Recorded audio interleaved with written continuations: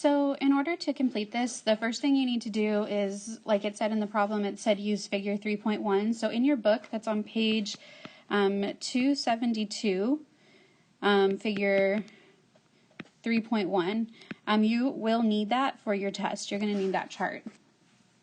So the activity series for nonmetals goes fluorine, chlorine, bromine, and iodine, and so fluorine being the most active, iodine being the least active. So the one that's by itself in its elemental form, this one here, is going to be the one that's oxidized. I'll show you by writing the products and balancing and then signing it at oxidation states. So single replacement, chlorine is going to come in and kick out the iodine because chlorine is negative. Therefore, like when it's in a compound, it's negative. Therefore, it's going to kick out the negative ion, which is iodine. So iodine will, oopsie, wrong color. Iodine will be by itself and it's diatomic, so it needs a 2, and that creates KCl. Potassium is 1 positive because it's in group 1, and then chlorine is a halogen in group 17, so it's -1, so I just need 1 of each for the formula. And then I need to go through and balance. So balancing, I have 2 chlorine over here, so I need 2 chlorine here.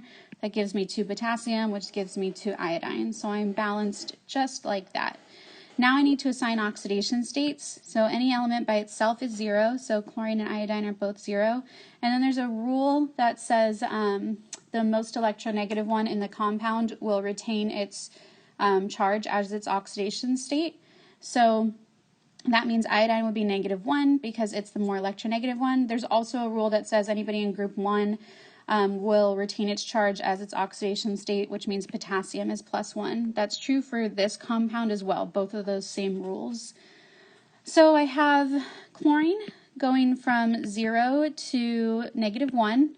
That's, gaining an electron. Electrons are negative and my number went down, so that's gaining. That's my reduction reaction. And then I have iodine going from -1, to 0.